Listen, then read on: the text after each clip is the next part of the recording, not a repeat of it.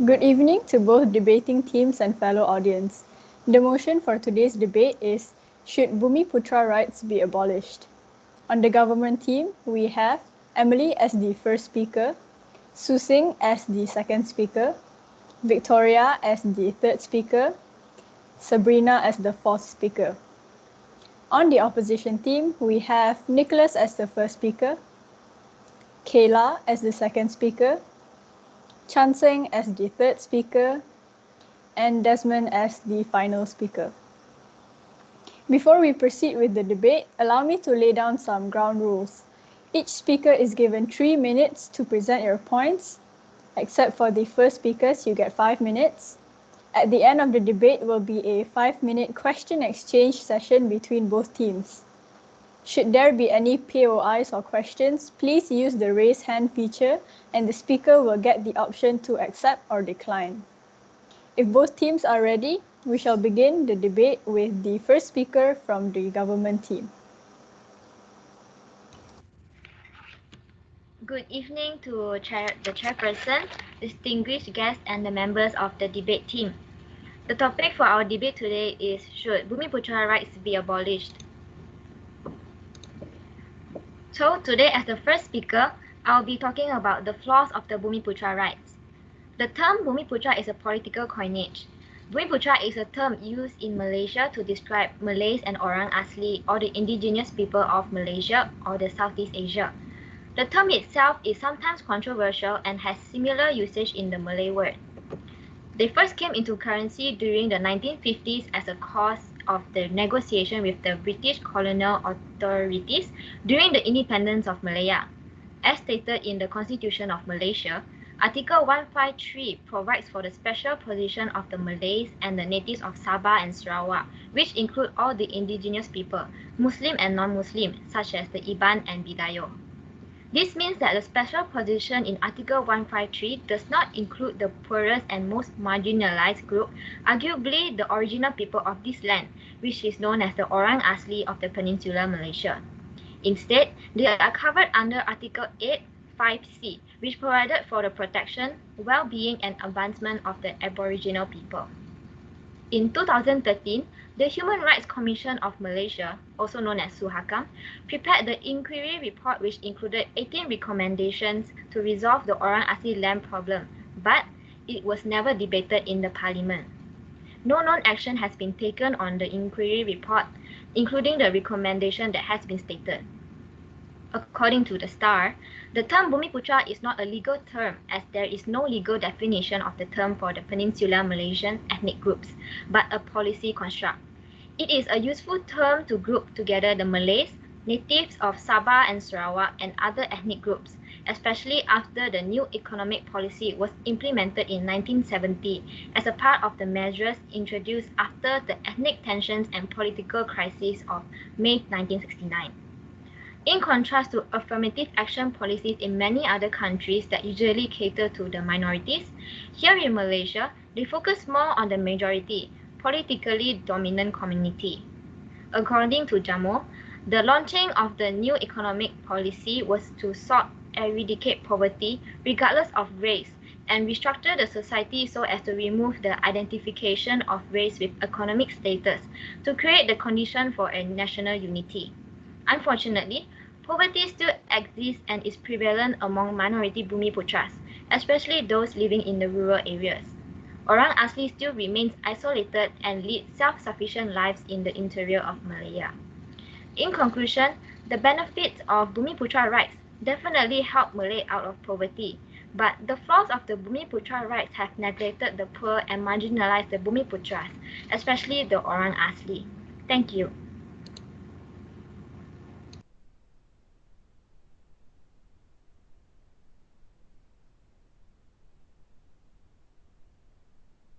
Good evening, Ms. Chairman Sophia. We agree with the definition given by the government team. However, we believe that the statement is false. Today, as the first speaker, I will be talking to you guys about why we shouldn't abolish Bumiputra rights. First of all, Bumiputra rights is already written in the Federal Constitution. in Article 153 of Federal Constitution mentioned that it is the responsibility of the Yang Dipertuan Agong to safeguard the special position of the Malays and the native of Sabah and Sarawak. Hence, the Red Commission had recommended the drafting of Article 153 to address this economic imbalance. Besides, this article has been agreed by other races such as Indian representative Tun Sapatan and Chinese representative Tun Danchinglok during the Red Commission report that took effect on August 27, 1957. However, in 1970, 13 years after the drafting of the constitution, the Malays yet only control the 4% of the economy, with much of the rest being held by Chinese and foreign interests. Thank you.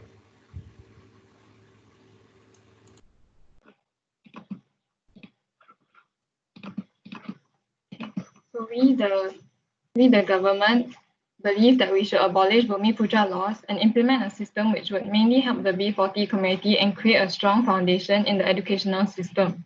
The laws could be replaced with a more comprehensive policy which targets only the B40 community regardless of their ethnicity and social background, be it in urban or rural areas. We also think that we should establish certain programs and policies to help the B40 community get back on their feet through need-based and merit-based affirmative action and contribute to society instead of mainly focusing solely on the Bumiputra community. Bumiputras make up 71% of the bottom 40, B40 of the society in terms of income. Worse, the average monthly household income of the B40 Bumiputras is 2,600 to 900 ringgit less than that of the non-Bumiputra B40. With that being said, this system could have slightly better resources and aid to help the Bumiputras of the B40 community compared to the other races improve their quality of life and get out of poverty. And instead of giving a set monthly allowance, facilities and resources can be provided to the needy to avoid unnecessary usage of the allowance being given. We also believe that they should provide basic necessities and amenities such as living quarters, food supply, clean water, education, healthcare, and the internet to promote upward mobility among the people in poverty. By doing this, the system enables these communities to be taken care of and allows progression in society. Ensuring that the B40 community get proper education is essential, as education that targets marginalized and poor populations will bring change to many of the systemic factors that contributed to the delay in the poor community's development. Acquired basic skills such as reading, writing, and numeracy have a documented positive effect on marginalized populations' income. It increases the rate of return on the economy and can prevent the transmission of poverty between generations. A newly published paper by UNESCO shows that education is critical to escape chronic poverty and to prevent the transmission of poverty between generations. The rate of return is higher in low-income countries than in high-income countries. Primary education has a higher rate of return than secondary education. Education also enables those in paid formal employment to earn higher wages. 1 year of education is associated with 10% increase in wages. According to UNESCO, sustainable development begins with education. Thank you. Okay. Thank you, Soo Xing. Thank you for the points that Soo Xing have raised. As the opposition team, Bumiputra rights should not be abolished, for which I have found that the Bumiputra shares are very beneficial to the Malaysian economy. Having this privilege aids the Bumiputra with providing facilities and opportunities for the rural population to improve its level of economic and social well-being as stated in the Second Malaysia Plan, which was from 1961 to 1965. According to the Economic Analyst Associate Professor Datuk Muhammad Yusof Sa'ari in 1917, per capita income of Malays was lowest among the three major ethnic groups, with per capita income of Chinese and Indian at 79% and 41% higher, respectively. From 1970 to 1990, new economic policy period, he said the income of the Malays had expanded 12% and 35% more than the income of the Chinese and Indians, respectively.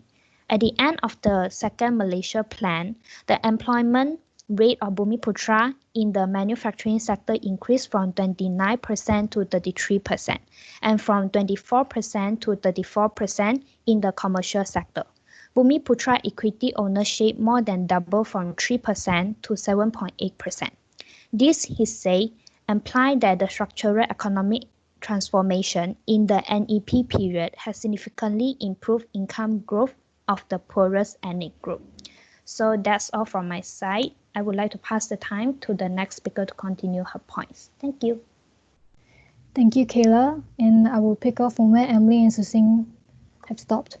Many Bumiputra businesses remain uncompetitive and they rely on the government for their survival. Non-Malays are living the country in hordes, undermining the economy's long-term prospects. Although the educational levels of Malays have improved tremendously, their median household income still lags behind those of all other ethnic groups. The pro-Malay affirmative action policies must be abandoned. The Malay agenda is only hurting Malaysia. In fact, even state-funded Khazanah Research Institute said that they found in October 2017 that Malaysian Indians, not Malays or the other Bumiputra races, had the worst upward mobility. A quote from Director Sharon Mozakni said, "There are clear signs that there needs to be greater education access in rural areas. You can help people whether it is race-based, needs-based, by gender and the urban-rural divide." And also, there's no reason to think Malay-owned companies can operate as efficiently as any others. They simply have not had to do so till now. Those who cannot cope will have to find another way to make money. While there's no easy path to building a Bumiputra business class, allowing them to be rent seekers isn't the solution. If nothing is done, on the other hand, Malaysia will find it impossible to compete in a region undergoing rapid economic change. Countries like Vietnam are running twice as fast as Malaysia. 2 decades from now, if nothing changes, then the two most uncompetitive economies in Southeast Asia could well be Malaysia and Brunei. They would serve the Malays no better than any other Malaysians. That is all. Thank you.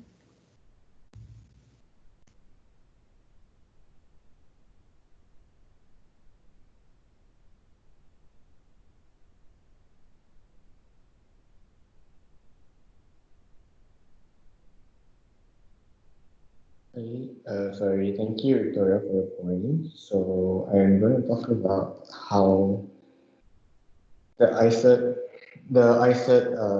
rally versus the Bumiputra, right? So those who predicted the collapse of our society if ISET is approved have deliberately misinterpreted the Article 153 of the Federal Constitution, because there is no mention whatsoever of Bumiputra rights or Malay rights in the Constitution. Instead, it serves to safeguard the special position of any of the states in Sabah and Sarawak and the legitimate interests of other communities. So they refuse to accept that there is no threat to Article 153 from the signing of ISET, and the two are completely compatible. This is because ISET provides for genuine affirmative action policies on a temporary basis designed to narrow the economic gaps between society, which is precisely what Article 153 sets out to do. So Article 153, therefore, falls squarely within the scope of Article 14 of ISET, in that it provides that special measures such as affirmative action policies are permissible. So it states, the Article 1, Clause 4 states as follows: special measures taken for the sole purpose of securing adequate advancement of certain racial or ethnic groups or individuals requiring such protection as may be necessary in order to ensure such groups or individuals have equal enjoyment or exercise of human rights and fundamental freedoms shall not be deemed racial discrimination, provided, however, that such measures do not, as a consequence, lead to the maintenance of separate rights for different racial groups, and that they shall not be continued after the objectives for which they were taken have been achieved. So according to the co-chair of the Bar Council Constitutional Law Committee, Andrew Koo, temporary special measures of this nature which attempt to correct historical injustices and realign socio-economic trajectories would have been perfectly understood by the drafters of the Federal Constitution when drafting the Constitution of then Malaya, and subsequently included in that of Malaysia. It is only when the provisions of Article 153 are misinterpreted as permanently entrenching Malay rights or Bumiputra rights would it be inconsistent with the aim of ICER. Once these communities are able to hold their own, the need for the provisions of Article 153, or to recall the late Deputy Prime Minister Ismail Abdul Rahman's famous reference, a golfing handicap would no longer be required.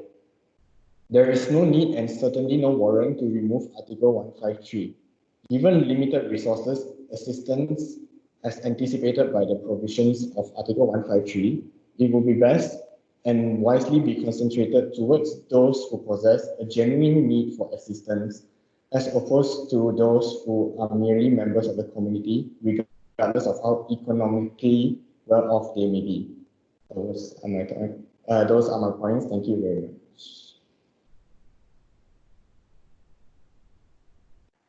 Okay, thank you, Chan Seng. And to summarize, Bumiputra rights should be abolished as they do not prioritize the minorities, which causes them to prevently suffer, and this is stated clearly in what Emily, the first speaker, mentioned. In Article 153, it does not include the poorest and most marginalized group, which is the Orang Asli of Peninsular Malaysia. Instead, they are covered under the Article 85C, which provided for the protection, well-being, and advancement of the Aboriginal people. In order to avoid such confusion, the opposition team believe it is best to abolish the Bumiputra rights, as it can cause unnecessary and racialist distinctions between Malaysians of different ethnic backgrounds.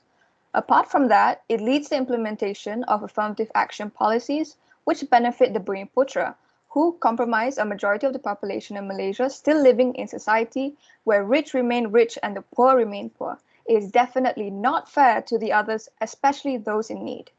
Our second speaker spoke to you about abolishing the Bumiputra laws and implementing a system which could be more equal for Malaysians. The system that was brought up was the merit-based systems, or could even establish certain programs to help the needy. By having such a system, it can help support all races and the indigenous people of Malaysia equally. For instance, if the Malays are predominantly in the agricultural sector, they should create policies that benefit the poor farmers and not the rich ones. By having such a race-free policy, it is able to convince people that the government is fair and democratic. For the country to progress economically and socially, we must support every single Malaysian, no matter their race, ethnic, or culture. As spoken from the third speaker, Malaysia will find it impossible to compete in a region undergoing rapid economic change, and it's important to point out that if the Bumiputra rights hasn't shown any beneficial progress until now, can you expect it to show any progress in the future? And that's why we agreed to abolish the Bumiputra rights, as it is a thought worth thinking about. That is all. Thank you.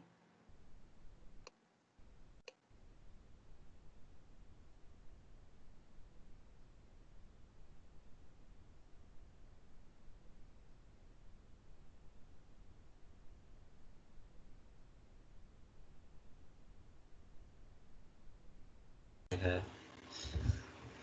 So for my part, I'll be talking about social contract, where it's stated at the Constitution, saying Article 8, the retainment of Bumiputra rights and privilege are part of the promise of the social contract in the Constitution, so it can't be abolished. If you abolish it, meaning that you're going against the Constitution. So, for example, stated in Article 8, Clause 5, the exception expressly allowed under the Constitution includes the affirmative actions taken to protect the special positions for the Malays of the Peninsular Malaysia and the natives in Sabah Sarawak. Meaning to say that it's under a promise by the government back then till now in the Constitution. So if the points were to go against this, meaning that we're going against the Constitution law. And Article 10, Clause 4 stated that the Parliament may pass laws prohibiting the questioning of any matter, right, status, position, or privilege of Article 152, 153, and 181, otherwise than in relation to implementation thereof, as may be specified in such law, meaning that there are some laws that are that are how to say, that can be passed, meaning that it's an exception stated in some of the articles in the constitution, meaning that these laws are there for a reason, to protect the natives for their special rights. So in conclusion, we believe that the Bumiputra right should not be abolished because it helps to narrow the social economic gap between all races, which is essential to the growth of well-being of the country and its citizens. Thank you.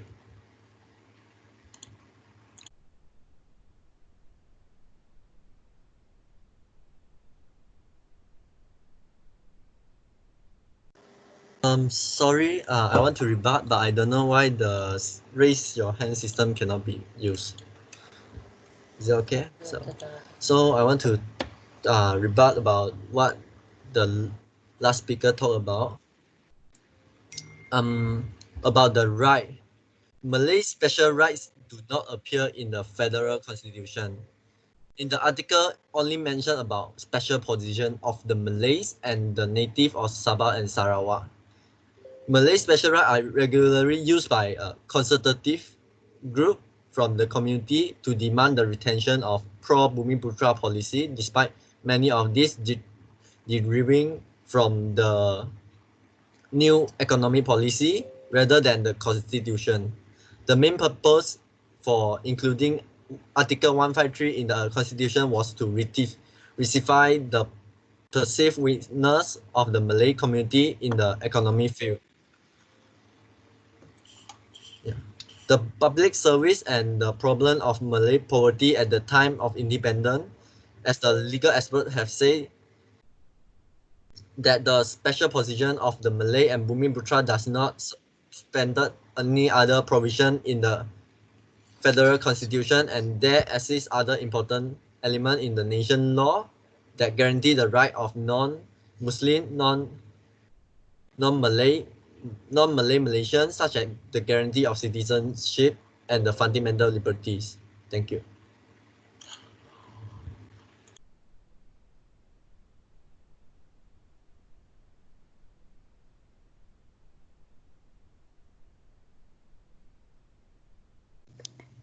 Hello, Nick.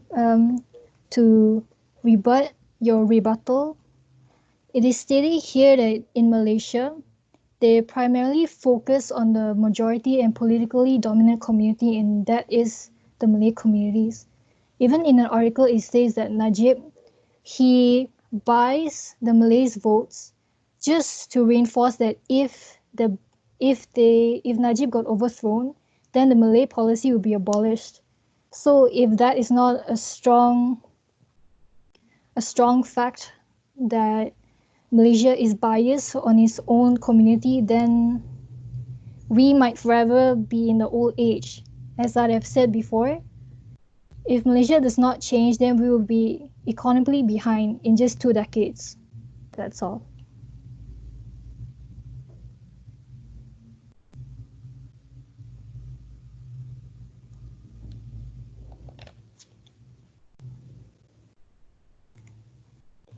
Is it okay if I rebut that statement? Yeah, sure. Okay. So what we found out is that helping the Bumiputras doesn't mean that we are demeaning any particular race. So despite the so-called benefits and privileges, the economy is mostly controlled by state companies and non-Bumi companies, but they're mostly Chinese companies. So more than 80% of private buildings in Malaysia are owned by Chinese companies, and Malay businesses own around 20% of value in the stock exchange. So yeah, that's my point.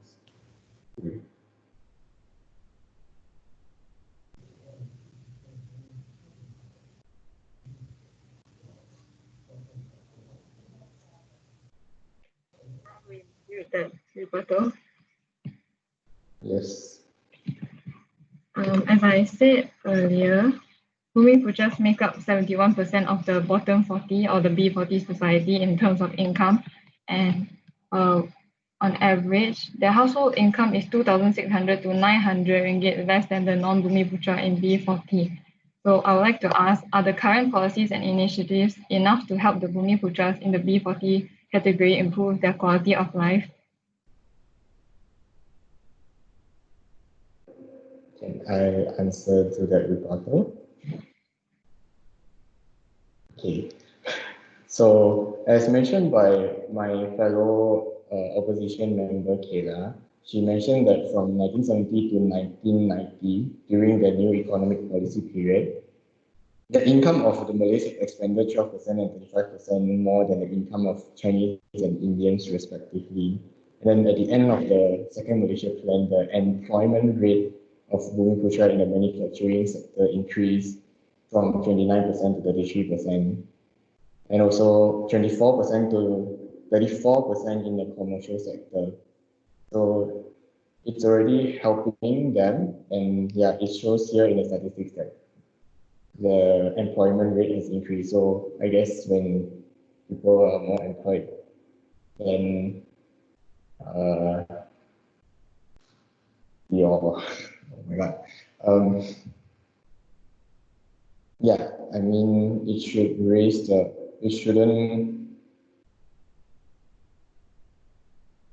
be affecting the low income should have jobs already. So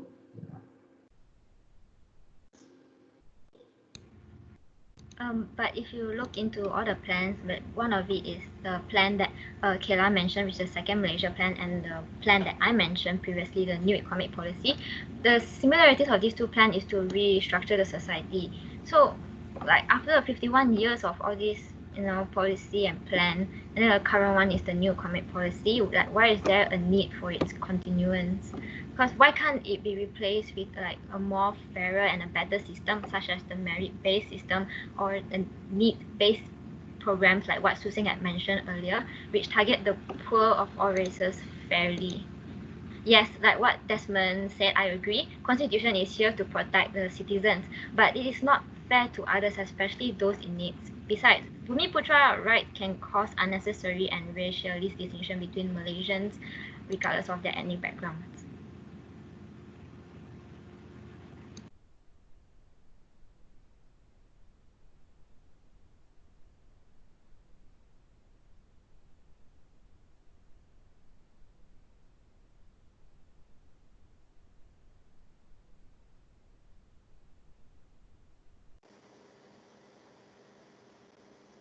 Is there anything else that any member from either teams would like to add?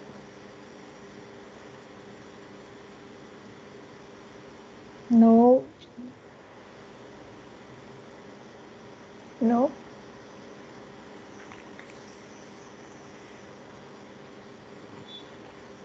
Okay, if that is all, then I think we can conclude our debate for today. And as the chairperson and also the judge, it was a very tough task to have to watch the clock and also judge at the same time. But okay. But I think based on what I've been, the summaries itself, and based on your arguments, I feel like the winner of this debate goes to the government team. However, I'm not trying to say that the opposition did a bad job. You guys both had very solid points, but it's just that I feel like this debate favored the government team. Good, nice, very nice. All right, thank you all. Have a nice weekend. See ya. thank you, Sophia. Thank you, Chairperson. Thank Thank you, you. Good Sophia. morning. MVP, Good morning. Good morning.